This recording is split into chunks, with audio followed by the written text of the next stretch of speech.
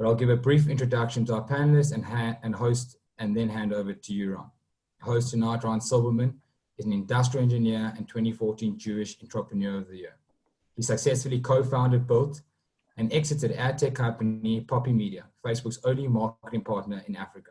Ron is currently CEO of Webfluential, an influencer marketing platform reaching over 1.6 billion people. Benji Meltzer obtained a BSc in Mechatronics Engineering at UCT. He then worked as a software engineer and business analyst at the SAS Corporation. He then furthered his studies and obtained a master's in neurotechnology from Imperial College in London.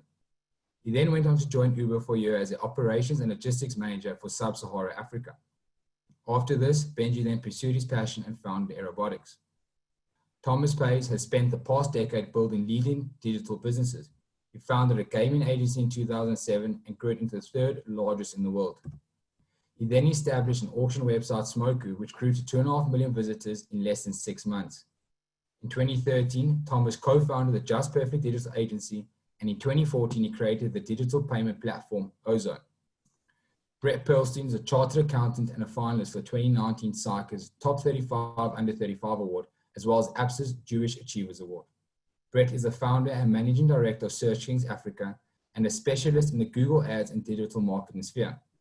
Search Kings Africa is currently one of Africa's leading digital marketing agencies. As always, I'm looking forward to tonight's talk.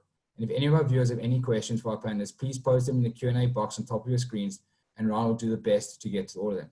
Once again, thank you for all your time, and over to you, Ryan.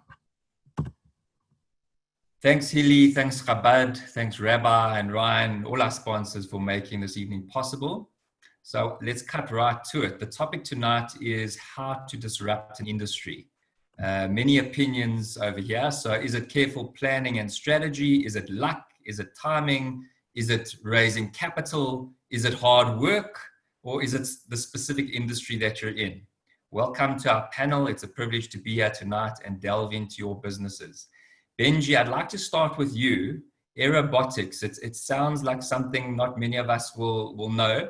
It would be awesome if you could share your story with the audience. How did you start your business? How did you come up with the idea? What kind of industry do you operate in, and how do you differentiate from your competitors? Benji, over to you. Thanks, Ryan, and thanks for having me. So maybe starting just with a brief background to myself. As mentioned, I'm an engineer. I studied at UCT, which is where I met James Patterson, who's the co-founder of Aerobotics. We sort of, ever since meeting, knew we'd wanted to start a business together. We took a few years to kind of figure out exactly what that was going to be. He'd grown up on a farm in the Western Cape in an area called Citrusdale, a citrus farm. And on both of our sides personally, we had interest in sort of different areas of the engineering stack, I guess. He went on to MIT to study aeronautical engineering, and I went to Imperial College to study what is called neurotechnology, which is a more sort of data analytics type play. And basically, while studying our masters, we were looking for opportunities to come back and build something. And just given James's exposure to the farming world, we sort of identified it as quite a traditional industry where there was big opportunity for tech to disrupt, and specifically the skill sets that we'd obtained in our masters. And basically the problem that we set out to solve was that of just making data-driven decisions on a farm is extremely difficult. It's a very risky business. You run the risk of pest or disease sort of wiping out your crop, and the ability to pick up those problems early is obviously quite limited. That data often doesn't exist. So we kind of came back to South Africa from our masters and set out to help with this problem. And the way that we did that is we used aerial imagery, so specifically from drones, to map out entire farms and basically digitize the crop. And then we built all the software on top of that to help analyze that imagery and equip farmers with data to make decisions on intervening in the right time in the right place. And yeah, I think from there, the business has kind of evolved over the years to become purely a software as a service play, where farmers subscribe on a seasonal basis. We work with a number of stakeholders kind of up and down the agri supply chain. And yeah, the business is now headquartered out of Cape Town, which is where I'm based. We've also got offices in California. There's one in Los Angeles, one in Portugal, and one in Australia. And in the sort of phase now of really trying to scale and grow in quite a competitive industry around the world. Amazing. So, I mean, the topic tonight is disrupt. So maybe tell us a little bit about the industry itself. Were there other players before you? What makes you different from some of your competitors? Are there competitors, or are you guys first movers? Yeah, so we were very much first in the industry sort of to use this type of technology for these specific problems, which initially sort of attracted us to doing this in the first place. We thought, because no one else is doing it, there's a big opportunity here. Along the way, just learned a lot about things like first mover disadvantage, and I mean, the fact that you're first isn't always a good thing, in that we had to spend a lot of time and effort in educating the market and really marketing sort of the value of this technology and teaching growers along the way. And obviously in that time, competitors have started sprouting up. And at the moment, I mean, in South Africa, locally, there aren't many competitors. We are coming head to head with others around the world in different geographies. So, I mean, obviously the space that we operate in, there's a lot of Israeli technology coming out. There's a couple of companies out of Silicon Valley, and it's just still quite new in the industry. So no one's quite sort of won yet. It's also a very traditional market. So this type of technology isn't something that a farmer would just sort of subscribe to overnight. And really sort of asserting ourselves now and sort of coming up with different strategies and against different competitors, depending where in the world we're playing. Okay. And I mean, obviously the problem that you're trying to solve, you know, is a problem that potentially could be solved by many different methods. So I'm assuming, you know, the way that you're going about it is actually quite unique and disruptive. How did people solve the problem prior to you, or, you know, maybe competitors in a different way? Yeah. Sure. So maybe picking one of the value propositions that we help with, it's a specific product called yield estimation, where we essentially focus on the citrus industry, and we give farmers the tools to estimate their yield. So estimate how many fruit there are in the orchard, the quality of those fruit, the size, and the ability to forecast that through to harvest. This is super important information for farmers. I mean, without it, you can't plan for harvest, you can't market, etc. And honestly, the only way of doing it at the moment is kind of by experience. So typically a farmer would walk into the field, you'd look at a couple of trees, you'd count some fruit on those trees, and you'd extrapolate. And some farmers just have a better feel for making those decisions than others do. And I mean, it's kind of how the industry works in general. It's a lot of touch and feel and getting on the ground.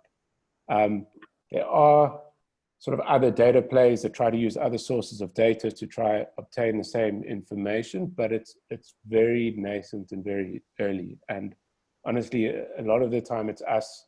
I mean, if anything, it's just competing against traditional methods of farmers or consultants in the space using their experience. Okay, and maybe just a last couple of questions before I move on to Thomas. So I would imagine, particularly in the early days, you know, you had to do proof of concept. I would imagine, you know, the sales cycle, or, you know, the amount of money required to do a pilot is, I don't know, maybe talk us through how did you get your first customer? Does it cost a lot? What's your sales cycle like? Give us a view on that. Sure. So look, when we came back from our masters, we were still are quite naive and sort of thought we'd do and build everything ourselves. And basically what happened, we came back, we went straight to James's parents, who are farmers as I mentioned, in the Western Cape. They suggested we get a third party to be our first customer to get some sort of real world feedback. So we went to the neighbor, Quibus, and we committed to him that in 3 months' time, we'd have a system that we could sell to him that he could use. And he just had to tell us what he needed. And in that time, we built everything. So we built our own drones, we built our own cameras, and we wrote all the software to kind of process that imagery. It wasn't such an expensive process. I mean, we funded it initially ourselves with barely any savings that we built up, sort of sub 100,000 Rand between the two of us, and got something to market, and really used that to sustain our growth kind of from there in the initial days, where the business model early on was we'd sell the hardware at a margin. That margin would help us kind of survive month to month and build a team. And initially, we actually used to offer the software for free.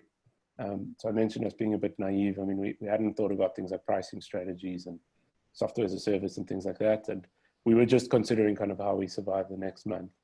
And yeah, I mean, in the initial days, it was very much margin made off of hardware sales that was getting us through, which has subsequently changed as we've developed some business sense. Okay. And then last question before I move on to Thomas. So fast forwarding to today, I mean, what's your typical sales pitch to a customer, and do they generally, you know, welcome you with open arms, or is it still a big challenge?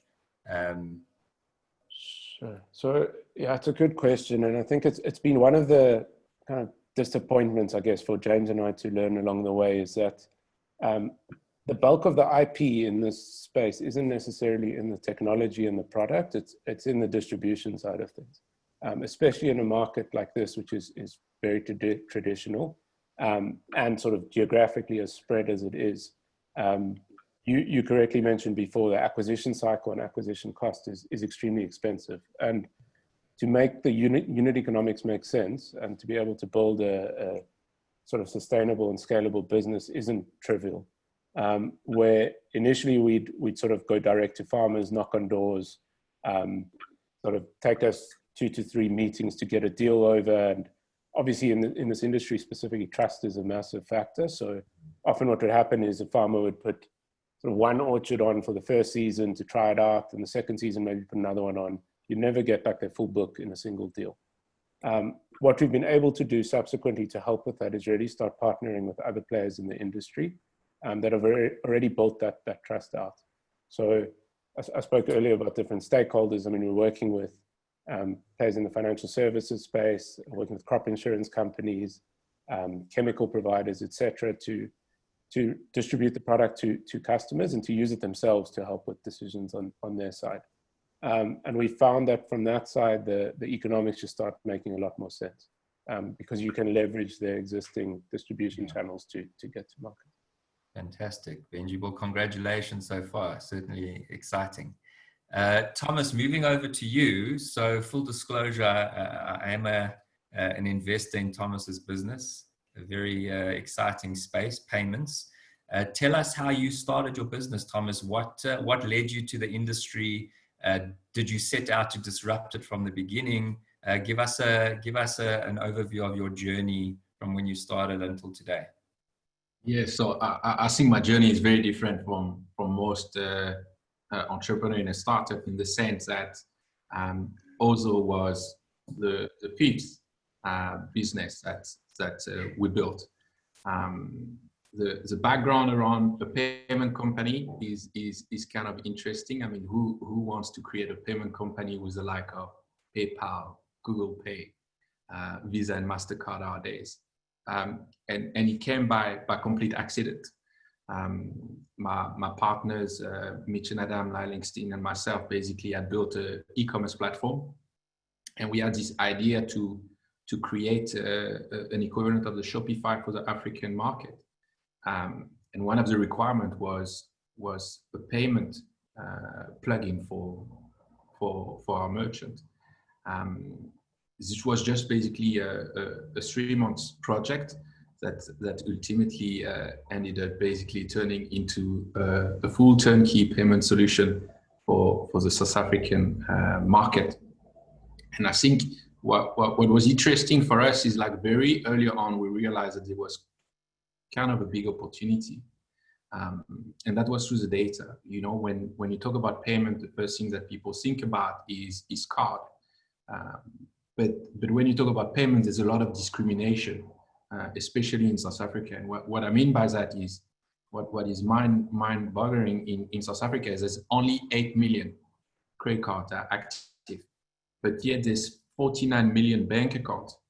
So the question is, how can you make a payment from a bank account as convenient as a card payment?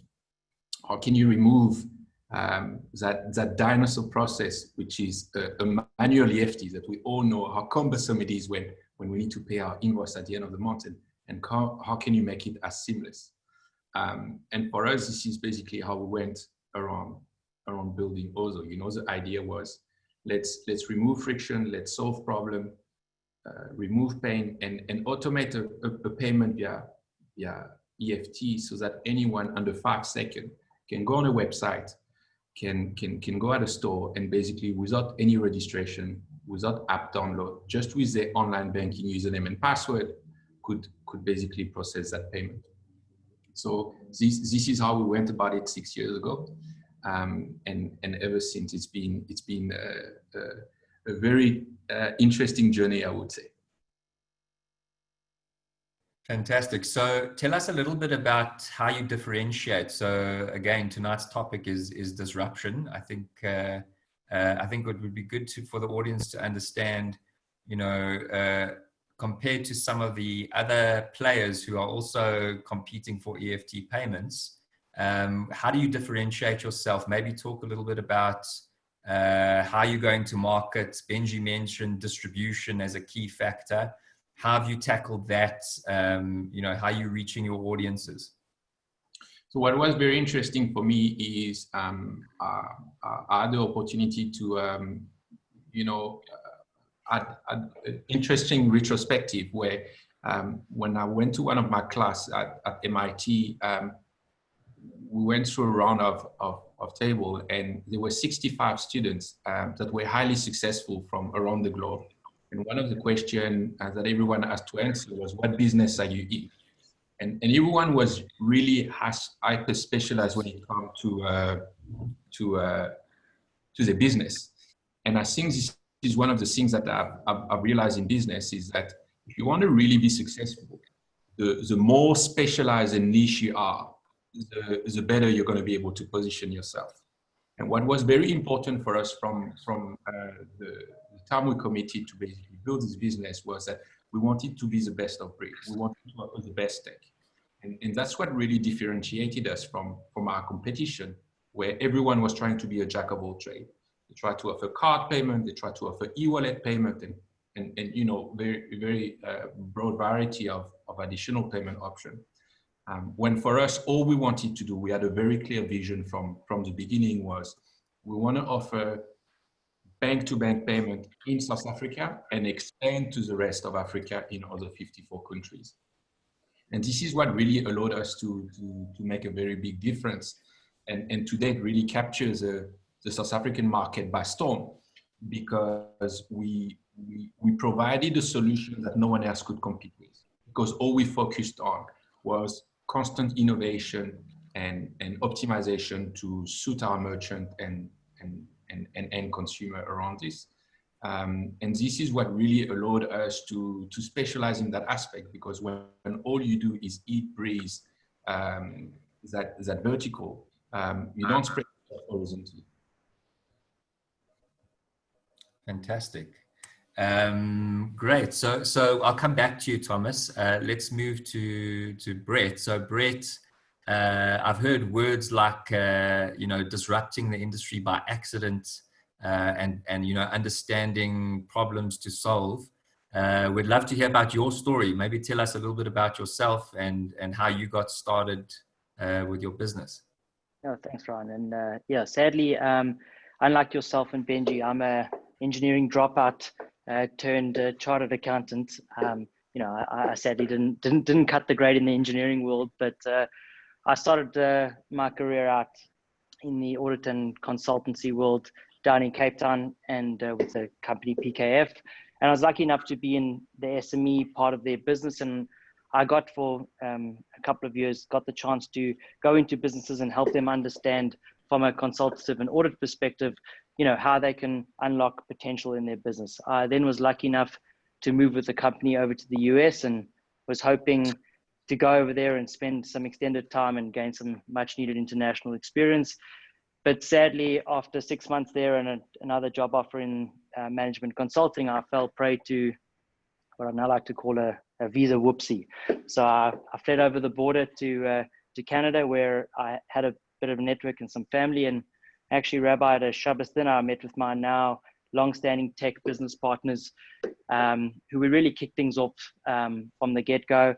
I spent a bit of time with him, getting to understand their business, multiple l'chaims and a few dog walks, and eventually he kind of said to me, well, if America is not going to be something for you, why don't you look to take our IP and our technology back to Africa and really take your expertise in consulting to businesses and help them grow in a new way by being the guy that makes the phone ring. So, I think, it took a lot of introspection and a bit of reevaluation of my personal and professional goals, and some hard negotiating with my then girlfriend and now mother of my child at the time, just the day before lockdown. And here we are a few years later with an incredible team that helps over 250 businesses locally generate leads online through the power of our technology and paid Google advertising.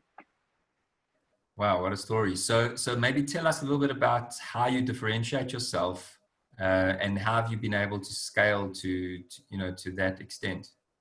Yeah, I think, both yourself and Thomas have had successful ventures in the agency landscape in South Africa. And I think you could probably both attest that when agencies start out, ultimately everyone goes hunting the bigger budgets. And being a service business that's been enabled by technology, thanks to our partners in Canada, I think we've had the chance to really enter a heavily underserviced segment of the market in the SME space. In saying that, we service businesses as small as the local handyman all the way up to the Imperial Retail Group.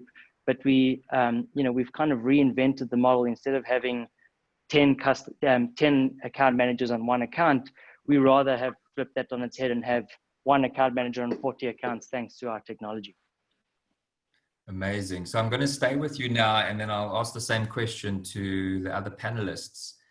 Your view on bootstrapping versus raising money. So I think this is a question that entrepreneurs struggle with. Should they raise money? Should they bootstrap? Is it can you disrupt an industry without money? How would you answer that? Give us your experiences. I think my experience will be a little bit different to the other guys. I mean, I was bootstrapped to the ground. I mean, I even came back from America, moved in with my parents after quite considerable time out of home, which tested our relationship immensely. But I think, what I would attest to here is one of the driving reasons that brought me back to South Africa was my network and the power of my network, and also the Jewish community. I think we really underestimate the power of the Jewish community in this country, and just the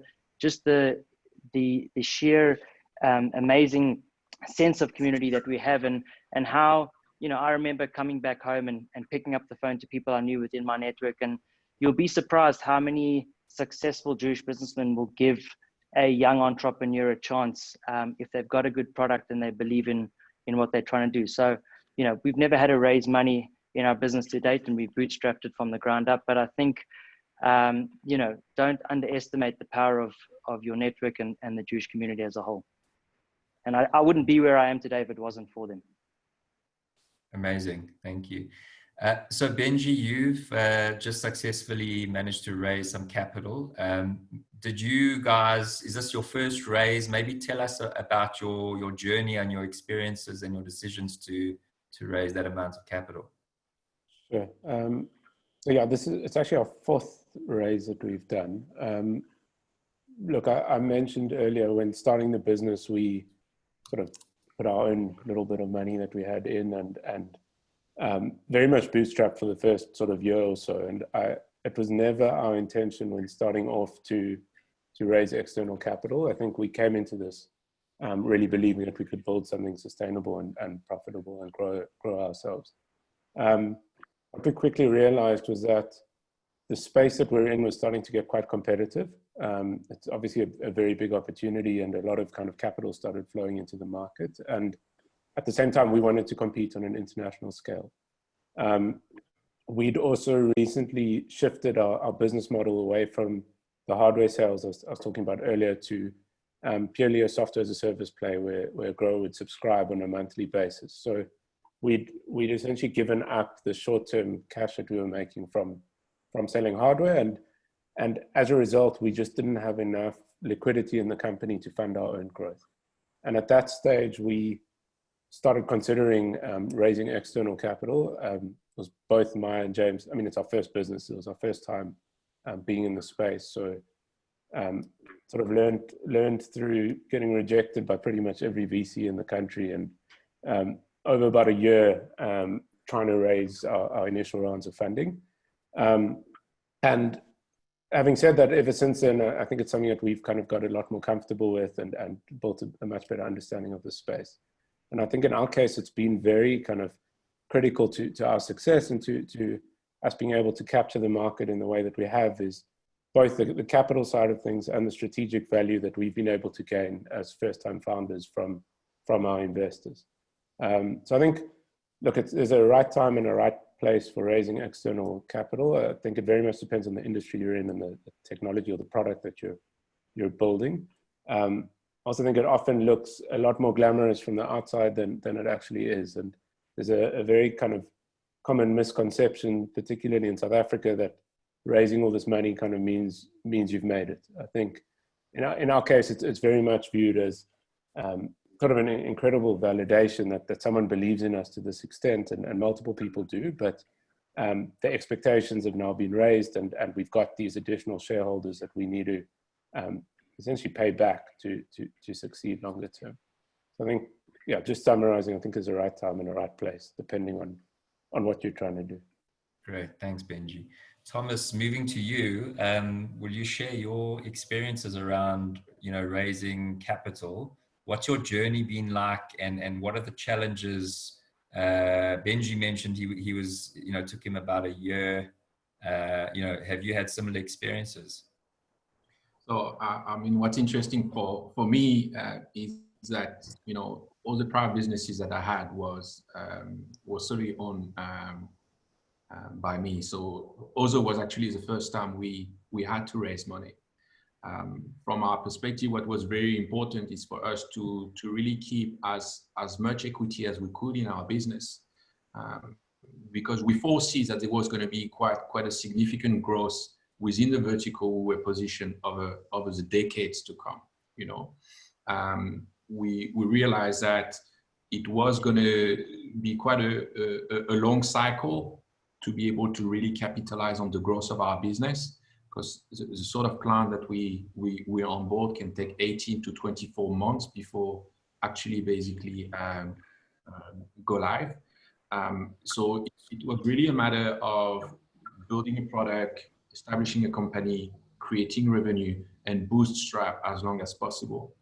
What really pushed us to get funding was the fact that we were a payment company. And what was very important for us was to be able to gain trust, credibility, and authority in the market. So we were very fortunate at a very early stage of our seed round to actually get a lot of interest, as you would remember. And we actually got to almost pick and choose who we wanted to. So to answer your question is, bootstrap as long as possible is obviously what is important if your business allows it. The challenge is, once you start getting investors in the business, it's as good or as bad as a marriage. As good because everything can go well. As bad or worse because in a marriage you can get a divorce. When you have problem with shareholders and they own investment into your business, you don't get a divorce unless they're happy to divorce. That is a big challenge, and I think that's something that we all need to be cautious of. We in our Series B journey now, we've learned a lot to date, and what has been critical for us today is money is never a challenge to find if you got a good business and a good idea and a good team driving this. What is the most important part is to find people that align with your vision, and more importantly, that can add strategic value. And in the current environment that we are, this is exactly what we're really positioning our race around, which is making sure that people that we look at can help us expand from an African perspective, people that can understand the tech environment and allow us to also grow to the success that we see from a vision perspective. Great. So, Brett, I'm going to come back to you for a minute. I think that with regard to raising money, particularly in South Africa, you know, it's different from the rest of the world. So I think a two-part question. Brett, do you think being in South Africa specifically has helped you bootstrap or grow your business? And secondly, you know, in today's environment with COVID, how have you found that impacting you? And then I'm going to come back to Thomas and Benji with the same questions. Yeah, I think, Ron, it's a great question. I mean, you know, ultimately the licensing agreement that we signed with our tech partners was for South Africa and Africa itself. So, you know, I think for me, it really was the next step. You know, if I were to start a business again, I think you have to go where your network is, as discussed earlier. So, you know, I think being in South Africa and also knowing the agency landscape, we did a lot of insight into what that looked like prior to starting this business in South Africa. And I think with loads of people hunting the big customers and very few agencies really servicing the SME market in South Africa, which is, you know, has huge growth potential, I think we're really well positioned to do that with the technology that we have. With regards to COVID, I think being a agency that services businesses across a multitude of industries, we really had front row seats to what this pandemic, you know, did to our economy. And like, I'm not going to lie, April was a pretty depressing month, having to get on tons of calls with business owners in the travel vertical and the like eventing and expo vertical who built amazing businesses and they went up in smoke overnight. But in saying that, we do have a product and a solution that can help businesses future-proof themselves as more and more people go online and spend time online, and traditional advertising becomes less and less relevant. So I almost want to inspire people to say, like, don't see this pandemic as a crisis, but rather as an opportunity. And if you don't believe you're an online business, well, guess what? Now you are. Great. Benji, so I mean, I think obviously dealing with crops and agriculture is a big advantage for you being in this country, but we spoke a little bit earlier and the US is a big market for you. So what advantages do you think being in South Africa, you know, has given you? And again, how have you seen the effect of COVID on your business? So yeah, in terms of South Africa, it was a very deliberate decision we made early on. When starting, as I mentioned, James was in Boston, I was in London, both working with kind of top quality talent in those areas. And one of the realizations that we had was, specifically in the technical or engineering world, we've got really, really good talent back here. And at a price that's a quarter of the price of what you'd pay somewhere like Silicon Valley. Similarly, in our case, we've got access to some of the top sort of most innovative farmers in the world. And it just made a lot of sense as a location or hub for us to build technology locally at low cost with top talent. Similarly, in terms of South Africa, there's very limited competition in this type of space. So it almost allowed us to build this product from the ground up without having to worry about things like competing in a saturated market. It's actually that type of angle that really led to investors, particularly from the US, backing us early on. It kind of made quite a unique selling point for us. So it's very much been an advantage, I think, for us up until now. In terms of COVID, look, in general, it's if anything, we've seen a sort of uptick on our side. We're just without sort of doing this by design, we've happened to land in an industry that's protected here in the agri world, obviously as an essential service around the world. Similarly, the technology that we're building, if anything, kind of lends itself to this type of new normal, where, I mean, people want more or less invasive mechanisms to survey areas, whether it's for crop inspections or just getting a sense of what's going on. You want to have less contact with other people and with laborers on the farm, as an example. So we've, in the short term, seen things start picking up, and we imagine that to keep happening, particularly in places like the US, where I mean, they used to get a whole lot of people from Mexico across the border to help. All of a sudden, you can't travel anymore. There have been a number of operational challenges that we're facing. I mean, try selling a contract to a farmer over Zoom. I mean, we spoke about how challenging the acquisition cycle is. It's all of a sudden a whole lot more difficult, but we believe that's something that we'll sort of learn, and the industry will have to evolve quite quickly to operate within this new world. Amazing. Thanks, Benji. So Thomas, over to you. I know being a Frenchman in South Africa, we've chatted previously around your views on South Africa, but I think we've seen from both Brett and Benji that being in South Africa is actually there's amazing opportunities. There's an amazing entrepreneurial, flair we have in this country. So talk to us about has it been an advantage being in South Africa? And then secondly, how have you seen COVID play out in your industry? So, I think from our perspective, being in South Africa has been a blessing in disguise, in the sense that, when you look at what they refer to as open banking or bank payment in the like of Asia, Europe, and the US, these are markets where card is pretty much really, really entrenched in the consumer mindset.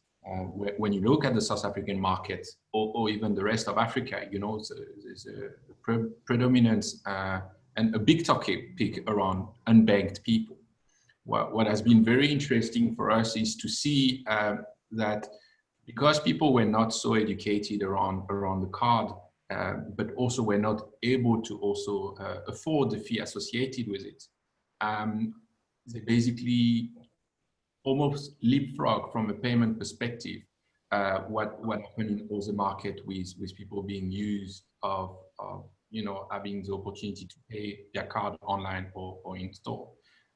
So for us, coming back to the stats I was sharing with you earlier on, having a market where there's only 8 million credit cards, but where there's 49 million bank accounts is a perfect MVP environment for a product like ours. I think what has been a big game changer is also the fact that building a successful business enabled us to give back. And coming back from a startup environment, having to bootstrap the business for the first few years, the first couple of years, we called it the 2-minute noodles year for a reason, which is a sort of diet that we had every day. And what was important for us, especially with the COVID, was to be able to give back to people and empower them. What I mean by that is, think about it from a consumer perspective. You got people that are in rural area or in township. And one of the biggest challenges that we have was for me when I got the story about people in rural area having to catch 1 or 2 taxis to go to the local retail store in order to be able to buy airtime or top up the electricity.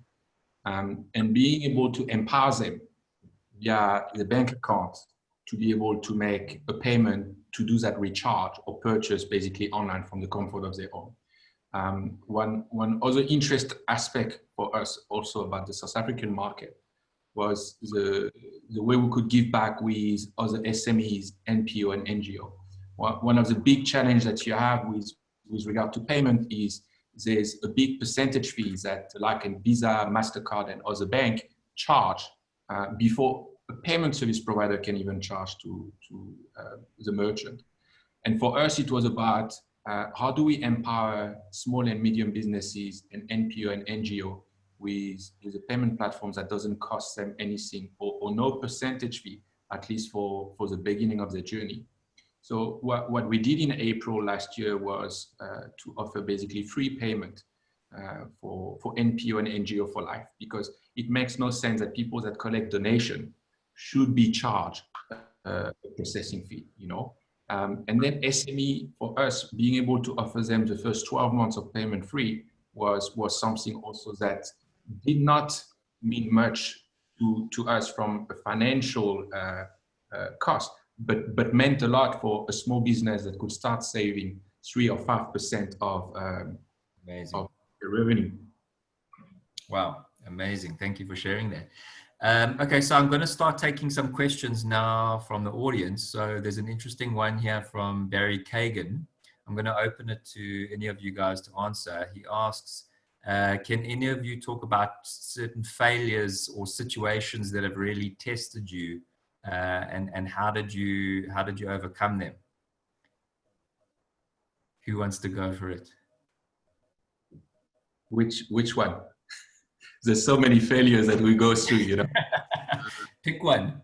Yeah, look, I think from our perspective, it's interesting that this question comes about, because this is the exact reason why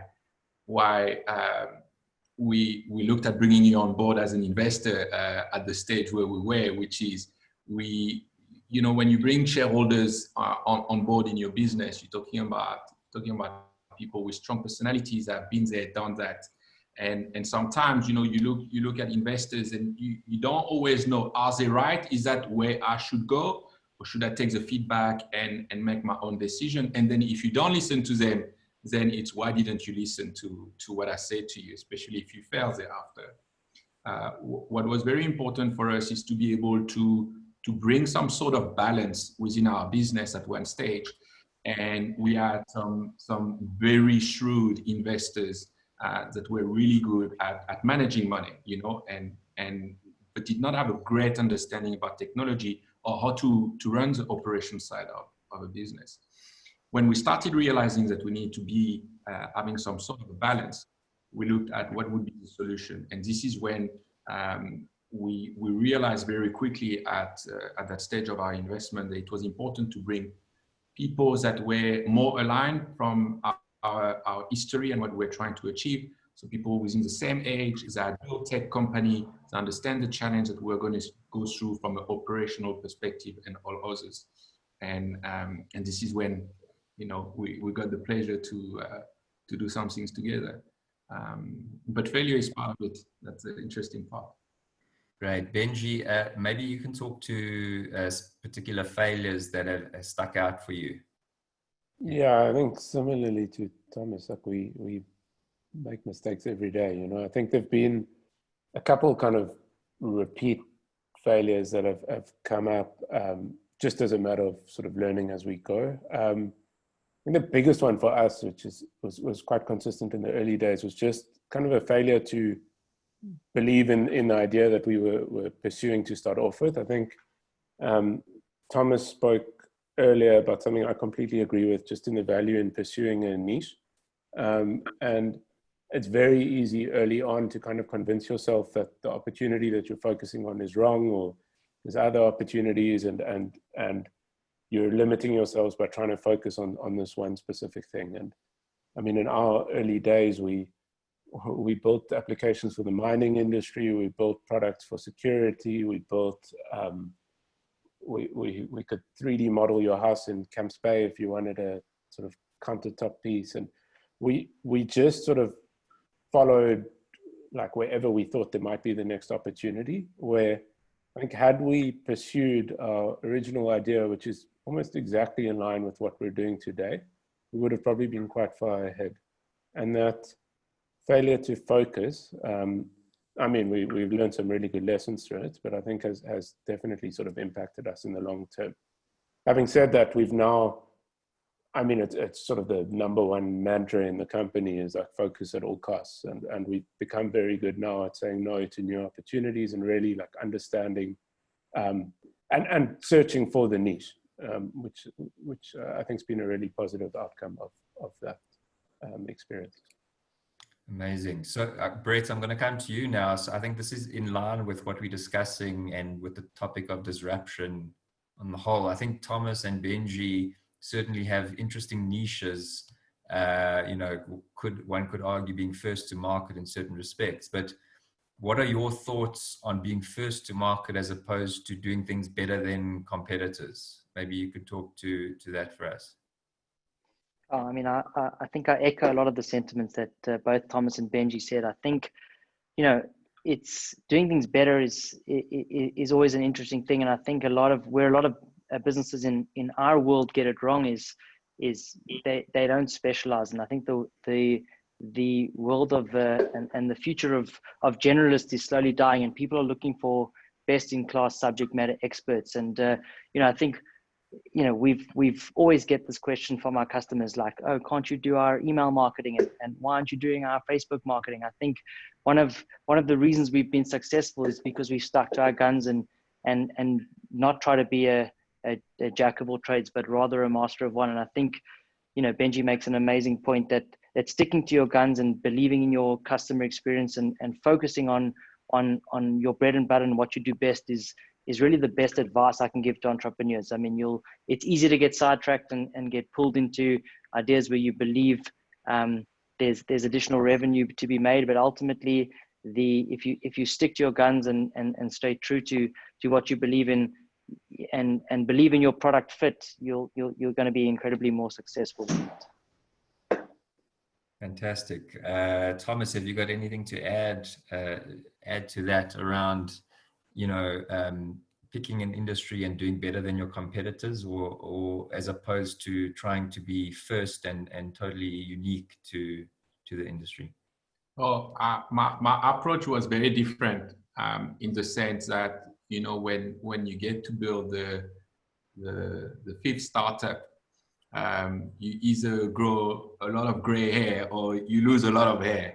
And by the time we got to the stage of Ozo as a fifth business, for us, it wasn't about disrupting. It wasn't about making billions. To us it was about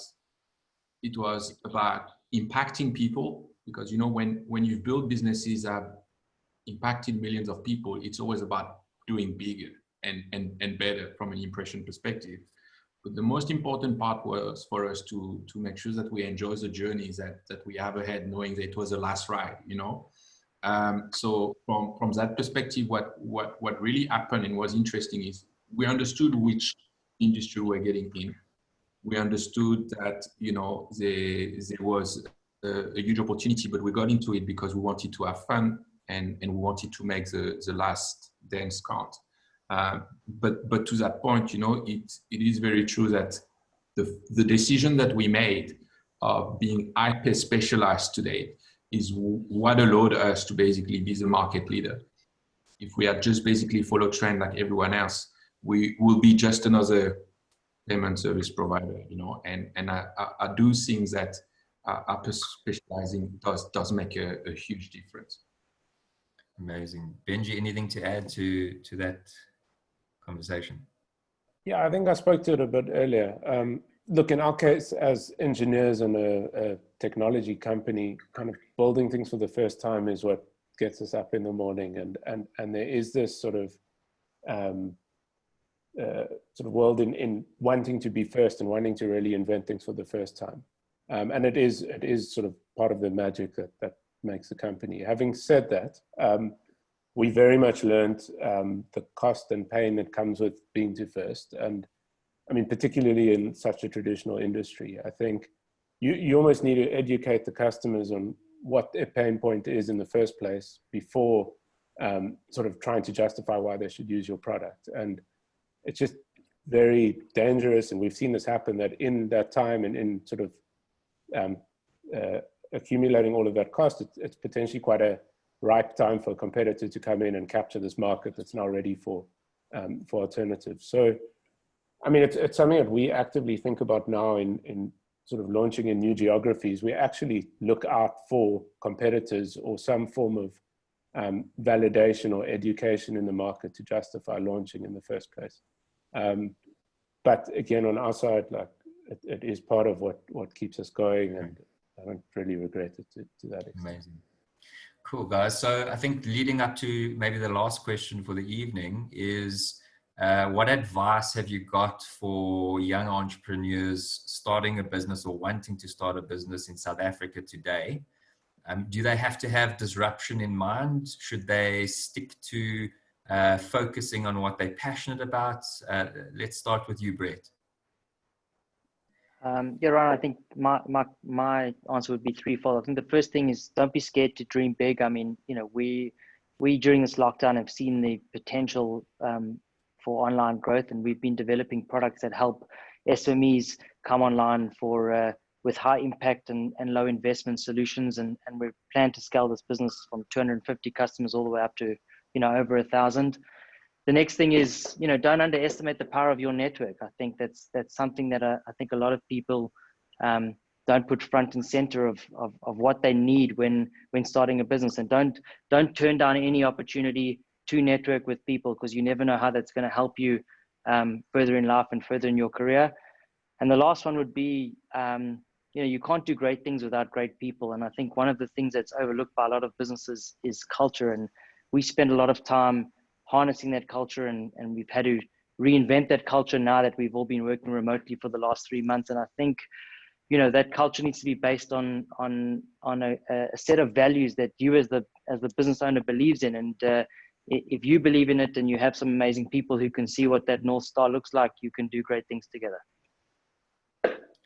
Amazing. Thomas? I think that's one of my favorite questions. So, what is interesting for me is when we looked at basically launching this idea, 99% of the people that we spoke to said it's a terrible idea. Why do you even want to do that? And I think that's one of the problems that we have as entrepreneurs is like we listen a lot to people, and when 99 people tell you that it's a bad idea, we think it's a bad idea. It's not. If you look at the story of Airbnb, 99% of people thought it was a terrible idea. And there's many stories like that. It's actually in instances like that where 99% of the people don't think it's a great idea that you probably have a great idea. The second advice that I can share also is the most important part is to learn to say no, especially as an entrepreneur, because I come across partnership opportunity and idea opportunity on a daily basis, and the biggest challenge of any entrepreneur is to be able to say 99 times no and that one time yes, because that's what's going to make a real difference in your business. Amazing. Thanks for sharing. Benji? Yeah, I think agree with everything that's been said. I think, look, on my side, you go through a lot of ups and downs, particularly a lot of downs as an entrepreneur. And it's super important that you've got the ability to sort of survive those periods. And I think it's important to kind of make the right decisions early on to enable that. And I found a couple ways that have helped with that is, in terms of the idea that you're working on specifically, kind of pick something that's really meaningful to you and ideally helps you get up in the morning and will help you survive those periods. Similarly, on my side, personally, I found starting something with a co-founder was the best thing that I could have done. I think you go through so much kind of introspection and self-doubt along the way that in my case, like not having sort of someone else on the other end that could console you in those times wouldn't have sort of allowed us to get through to this point. And then finally, I think just to echo sort of the other points, just backing yourself, focusing, saying no to other opportunities, and really focusing on execution. I think an idea is only worth so much. Kind of anyone could come up with an idea. What really sets people apart is your ability to out-execute on that specific idea. Fantastic, guys. Well, sure. Thank you. I think in summary, just some of the words that you've used tonight is focus. I think that's a massive thing. I think never giving up and tenacity, and accepting failures. I think that's a very important, lesson that I think part of being an entrepreneur is creating something, spotting the opportunities that 99 people don't. So I think that's very inspiring for our audience. So once again, thank you very much. Just a message from the rabbi before I hand back to Ryan to hand off is tomorrow night we have the yahrzeit of the Lubavitcher Rebbe, who one could argue is our chief of disruption. How do we change all the negativity and the darkness in the world, how do we turn it on its head and create opportunity out of it and turn it into light? So with that, thanks everyone for joining us. I'm going to hand it back to Ryan to close off. Awesome. Thanks, Ryan. Thanks for facilitating this panel. It's truly been an intriguing and informative discussion, and we really appreciate your time and brilliant facilitation. Firstly, what an incredible event, once again organized by Chabad, the Rov, and made possible by all of our sponsors who have shown their endless support towards empowering the leaders of tomorrow. It is amazing to be part of a community, as Brett mentioned earlier, where such platforms and networks are made available. There's so much we can all learn and take from these successful entrepreneurs, including Ryan, yourself, in their respective industries, especially during these tough economic climates that we currently faced with. Personally, I've learned to fortune, and I'm going to use these lessons as well as the journeys that have been spoken tonight, and I'm sure that they will sit with us as we continue to grow and innovate in the years to come. Let these entrepreneurs be an inspiration and motivation to us young drivers to continue to push the boundaries and achieve great things in the future, and especially within our country. A huge, huge thank you to all the panelists, Brett, Benji, Thomas, for sharing your incredible stories and invaluable lessons. We truly do appreciate it and appreciate your time, and I hope you guys have enjoyed. Lastly, I would like to extend my thank you to the audience, to you, for your attendance, and I hope you guys have enjoyed this evening and that it was a discussion and a panel that was informative and of value. Stay safe and stay tuned for our upcoming talks, and thanks and have a great evening. Thank you. Thank you, everyone. Guys, if I can just conclude by saying, I was hoping Ryan was going to do this. Firstly, thank you to you all, but tomorrow night, the webinar, there's going to be a special webinar commemorating the Rebbe's Yacht Site, 7:30 tomorrow evening. I will send out WhatsApps to everybody. Look forward to seeing you, and thank you again. Thanks, everyone.